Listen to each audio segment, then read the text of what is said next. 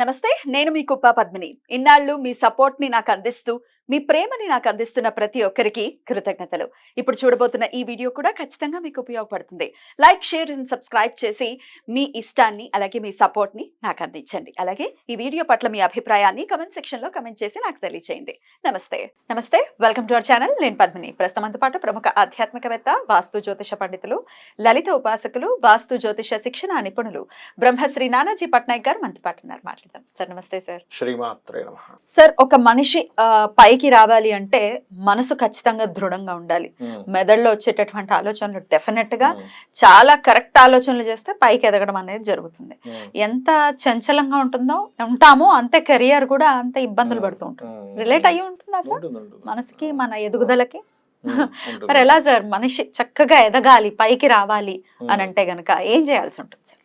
3 విషయాల్లో ఫెయిల్ అవ్వాలి. వాట్? చెప్పండి సార్, తొందరగా నేను ఫెయిల్ అయిపోతాను. కాదండి, చెప్పండి సార్.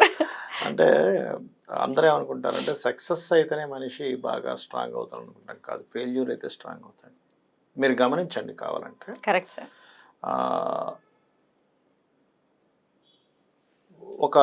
ఒక మనిషి అంటే ఎగ్జాంపుల్ ఒక పురుషుడు కావచ్చు, స్త్రీ కావచ్చు, ఒక యుక్త వయసులో అవుతాను పరిచయం ఏర్పడుతుంది.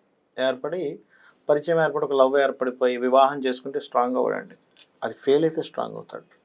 అంటే ఎవరో బాగా ఒక 1,00,000లోనో 1,000లోనో మరీ సున్నిత మనస్కులు అంటే వాళ్ళు ఏదైనా చేసుకునే ఛాన్స్ ఉంటుంది. కానీ బట్ ఏంటంటే వాళ్ళ లైఫ్లో ఒకరిద్దరిలో అటువంటిది ఎదుర్కొన్నప్పుడు స్ట్రాంగ్ అవుతాడు. బాగా మోసపోయినప్పుడు స్ట్రాంగ్ అవుతాడు. మోసపోయినప్పుడు కావచ్చు, హ్యాండిల్ చేయలేక విడిపోతారు ఒక్కోసారి కొన్ని. అది ఫస్ట్ మనం ఏమనుకుంటాం, అయ్యో ఇలా జరిగింది ఏంటనుకుంటాం. కానీ లైఫ్లో అతని తర్వాత చాలా బాగా హ్యాండిల్ చేయగలుగుతాడు మనుషుల్ని. అక్కడి నుంచి నేర్చుకుంటాడు, ఎక్స్పీరియన్స్ నేర్చుకుంటాడు. రెండవది, మీకు బిజినెస్ కావచ్చు, ఉద్యోగం కావచ్చు, స్టార్టింగ్ స్టేజెస్లో ఒక మంచి ఉద్యోగం వచ్చేసి సెటిల్ అయిపోయినా అనుకునేవాడు ఎప్పుడు కూడా బిజినెస్లో కానీ ఉద్యోగంలో కానీ మంచి స్టేజ్కి వెళ్ళలేడు. ఫస్ట్ పెట్టిన బిజినెస్ ఆర్ సెకండ్ పెట్టిన బిజినెస్, ఒకటో రెండో బిజినెస్లో ఫెయిల్యూర్ అవ్వాలి. ఫెయిల్యూర్ అయితేనే ఆ వ్యక్తి అద్భుతమైన బిజినెస్ మ్యాన్ అవుతాడు. ఎందుకంటే అక్కడి నుంచి నేర్చుకుంటాడమ్మా, వెతుక్కుంటాడు లైఫ్లో. Failures are the stepping stones of success అంటున్నారు. 100% వెతుక్కుంటాడు, అందులో ఎటువంటి డౌట్ లేదు. మూడోది ఏంటంటే లైఫ్లో ఒక్కసారైనా అప్పుల బాధలతో బాధపడాలి. అప్పుడే స్ట్రాంగ్ అవుతాడు మనిషి. మనీ వాల్యూ తెలుస్తుంది, కష్టపడతాడు, డబ్బుని ఎట్లా సంపాదించాలో తెలుసుకుంటాడు. అందరూ ఏమనుకుంటాం మనం, అరే ఏంటిది అప్పులు ఎందుకు చేసావరా, నీకు బుద్ధి లేదు రాది ఇది అంటాం. కానీ స్టార్టింగ్ స్టేజ్లో జరగాలి. ఎప్పుడో అంత ఏజ్ అంతా అయిపోయాక అప్పులు బాధలు కాదు. స్టార్టింగ్ స్టేజెస్లో ఎంతో కొంత అప్పు చేసి ఆ అప్పుని తీర్చలేని పరిస్థితి వచ్చినప్పుడు ఎదుర్కొంటాడు. చూసారా, ఆ ఎదుర్కోవడంలో నేర్చుకుంటాడు, స్ట్రాంగ్ అవుతాడు. ఏ ప్రాబ్లం లేని వాడు ఎప్పుడు స్ట్రాంగ్ అవ్వడు. Exactly sir. మీరు చెప్తూ ఉంటే ఇది కదా లైఫ్ అని అనిపిస్తుంది నిజంగానే. అదేనమ్మా, ఎందుకంటే మీరు ఏ గొప్ప వ్యక్తినైనా తీసుకోండి, ఇవన్నీ అనుభవించుంటాడు వ్యక్తి. ఇవేవి అనుభవించకుండా గొప్ప వ్యక్తి అవ్వడు మనిషి, గుర్తుపెట్టుకోండి. ఆన్ దట్ నోట్ సార్, తల్లిదండ్రులు మా పిల్లలకి ఎటువంటి కష్టం రాకూడదు అని అది చాలా పెద్ద తప్పు. కానీ అది అవుట్ ఆఫ్ లవ్ అనుకోండి, కానీ కష్టం రావాలి. కష్టాన్ని నుంచి తట్టుకునే శక్తి అది కష్టము అనుకుంటున్నాము, నేను అది ట్రైనింగ్ అంటాను లైఫ్లో. మీరు కష్టం అనుకుంటే ఎట్లా? ఇప్పుడు నడక రావాలి పిల్లవాడికి, అమ్మో పిల్లవాడు పడిపోకుండా నేర్చుకోవాలండి. సైకిల్ రావాలి, పడిపోకుండా నేర్చుకోవడం కుదరదు. నీకు సైకిల్ రావాలంటే ఖచ్చితంగా సైకిల్ ఎక్కుతావు, ఇలా అంటావు, టుపుక్కని కింద పడతావు, మోకాలు కింద దెబ్బ తగులుతుంది, ఆయింట్మెంట్ రాసుకుంటావు, 2 సార్లు పడతావు, 3 సార్లు పడతావు, 4వ సార్లు నువ్వు తూకుతావు. అంటే స్విమ్మింగ్ ఎలాగా చేయాలనేది నువ్వు ఎన్ని పుస్తకాలు చదివినా రాదు. స్విమ్మింగ్ నువ్వు దూకాల్సిందే. బిజినెస్ ఎలా చేయాలనేటువంటిది నువ్వు ఎన్ని పుస్తకాలు చదివినా రాదు. నువ్వు బిజినెస్ చేయాల్సిందే. మొదట్లో లక్ బాగుంటే కొంత మోసపోతావు, నీ లక్ సరిగ్గా లేకపోతే 2-3 బిజినెస్లు మోసపోతావు. కానీ 4వ బిజినెస్ ఖచ్చితంగా నువ్వు సక్సెస్ అయి తీరుతావు. అయితే ఇది నిజంగా బిజినెస్ వాల్యూ తెలుస్తుంది అప్పుడు. అన్ని అంతే. ఫెయిల్యూర్ వచ్చిందంటే దాని వాల్యూ తెలుస్తుంది. పెద్దవాళ్ళు అంటూ ఉంటారు కదా, మనిషి బ్రతికున్నంత సేపు నీకు వాల్యూ తెలియదు, చనిపోయిన తర్వాత తెలుస్తుంది అని అంటారు. డెఫినెట్లీ ఏదైనా అంతే కదా. ఇప్పుడు అదేదో ఒకటి ఉంటుంది, త్రివిక్రమ్ ఒకటి ఉంటుంది చూసారా, నేను ఏంటో అనుకున్నాను, మా నాన్న ఇంత గొప్పవాడని నాకు తర్వాత అర్థమైంది. రాత్రులప్పుడు హాస్పిటల్ పిల్లల్ని వేసుకుని తిరగడాలు, అమ్మో బాగానే మెయింటైన్ చేసేవాడే అని నాకు ఇప్పుడు అర్థమైంది. ఒక ఇది ఉంటుంది ఒక అతని దీంట్లో. కరెక్ట్ నిజమే. తెలియాలి అంటే సక్సెస్ అవ్వాలి, పైకి ఎదగాలంటే ముందు పడాలి. అయితే దీన్ని అర్థం చేసుకోవటం, లేకపోతే కొంచెం సున్నితంగా ఉన్న వాళ్ళకి కష్టాన్ని తట్టుకునే శక్తి ఉండదు సార్. మరి ఎట్లా భగవంతుడిని ఎలాగ మనం శరణు వేడితే తట్టుకునే శక్తి వస్తుంది? చాలా మంచి ప్రశ్న వేశారు.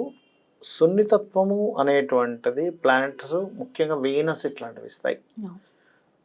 హార్డ్ మీరు గమనించండి, ఒక లగ్నం ఒక జాతకం తీసుకుంటే ఇట్స్ వెరీ క్లియర్గా చెప్పొచ్చు ఈయన సున్నిత మనిషి. రకరకాల క్యారెక్టర్స్ ఉంటాయి చూసారా.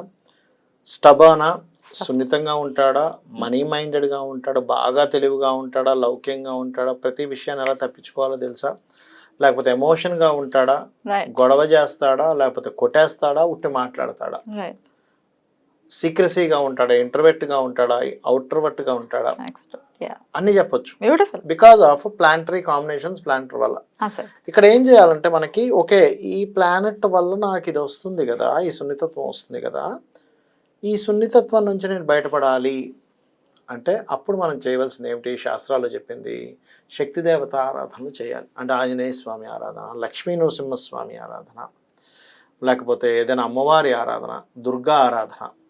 ఖచ్చితంగా వాళ్ళు స్ట్రాంగ్ అవుతారు. ప్లస్ పిల్లలు సున్నితంగా ఉన్నారు కదా అని వాళ్ళు మనం కాపాడుకుంటూ కూర్చుంటే ఎంతకాలం కాపాడుతాం? వాళ్ళని వదిలేసేయాలి. మార్కెట్లోకి వెళ్తాడు వాడు, అంటే ఆ వ్యక్తి అమ్మాయి కావచ్చు అబ్బాయి కావచ్చు, 2-3 దెబ్బలు తింటారు కానీ స్ట్రాంగ్ అవుతారు. బాక్సింగ్ నేర్చుకునే వ్యక్తి ఆయన కూడా దెబ్బలు తింటాడమ్మా బాక్సింగ్ నేర్చుకునేటప్పుడు. అందుకని ఏ దెబ్బ పడకుండా బాక్సర్ అవ్వడు, ఫైటర్ అవ్వడు. కాబట్టి ఏంటంటే ఇవాళ రేపున్న సమాజం, మీరు ఇందాక మాట వాడారు మా పిల్లలు కష్టపడకూడదు అని. అది 100% మీరు అన్నట్టుగా ప్యూర్ లవ్, తల్లి నుంచి వచ్చినటువంటి ప్యూర్ లవ్, తండ్రి నుంచి వచ్చినట్టు. కానీ మీరు అబ్జర్వ్ చేయండి, తండ్రి మాత్రం వెళ్ళు అంటారు. అంటే తండ్రికి ఏంటంటే సమాజాన్ని చూసి వచ్చాడు కదా, అనలేదు, కాపాడుతూ కూర్చున్నాడు. కానీ నేనేమంటానంటే ఖచ్చితంగా వీళ్ళని వదిలేసేయాలి. వదిలేసి మనం చూసుకుంటూ ఉండాలి. ఎప్పుడైనా మరి ఇంకా వాళ్ళ చేతుల నుంచి దాటిపోయి ఇంకా అవ్వలేదు అప్పుడు మాత్రం సపోర్ట్ చేయాలి. అప్పటి వరకు వాళ్ళనే గేమ్ ఆడనివ్వాలి, తిరగనివ్వాలి. అప్పుడు కానీ ఆ వ్యక్తి గొప్పవాడు అవ్వలేడు. మనం మొత్తం సెట్ చేసి ఇగో నువ్వు చూసుకో అన్నామంటే అది నిలబడాలని గ్యారంటీ లేదేదో. వాళ్ళ జాతకం బాగుండి అదృష్టం బాగుంటే తప్ప, వాళ్ళకేదో అక్కడి నుంచి మహాదశలు చక్కగా ధనయోగ దశలు లాభ దశలు నడుస్తే తప్ప, మీరు ఎంత తయారు చేసి ఒక పెద్ద ప్యాలెస్లో ఒక పెద్ద కంపెనీ చేతిలో పెట్టినా ఆ వ్యక్తి కనుక లైఫ్లో డక్కముక్కలు తినలేదు అంటే అయిపోయింది, క్లోజ్. సో కష్టాన్ని ఆహ్వానించాలి, వద్దు కష్టాలు వద్దు, కష్టాలు అది కష్టం కాదంటా నేను. ఇప్పుడు మీకు కష్టాలు కొన్ని ఉన్నాయి అనుకోండి ఉదాహరణకి, మీరు అందుకే చూడండి ఇవాళ రేపు ఇంతకు ముందు ఫిజికల్లీ హ్యాండిక్యాప్ అనేవారు, ఇప్పుడు ఏమంటున్నారు ఫిజికల్లీ ఛాలెంజ్డ్ అంటున్నారు. దీన్ని ఛాలెంజ్ గా భావించు. పాటు దైవారాధన విషయంలో కూడా ఎలాంటి ఆరాధన చేసుకోవాలి అనేది కూడా వివరించారు, రెండు కవర్ చేస్తూ. Beautiful sir. మీరు ఎన్నో జాతకాలు చూసారు, డెఫినెట్ గా అవుట్ ఆఫ్ దట్ ఎక్స్పీరియన్స్ ఇంత అద్భుతంగా చెప్పడం అనేది జరిగింది అని నేను అనుకుంటున్నాను. లైఫ్ కూడా definitely this is one of the part కదా మీ లైఫ్ లో. అండ్ ఎంతో మందితో మాట్లాడటం, ఎన్నో మనస్తత్వాలని చూడటం, వాళ్ళని కౌన్సిల్ కూడా చేస్తారు కదా ఆబ్వియస్ గా. అద్భుతం సార్, చాలా చాలా అద్భుతంగా వివరించారు. కృతజ్ఞతలు సార్. నమస్తే. శ్రీమాత్రే నమః.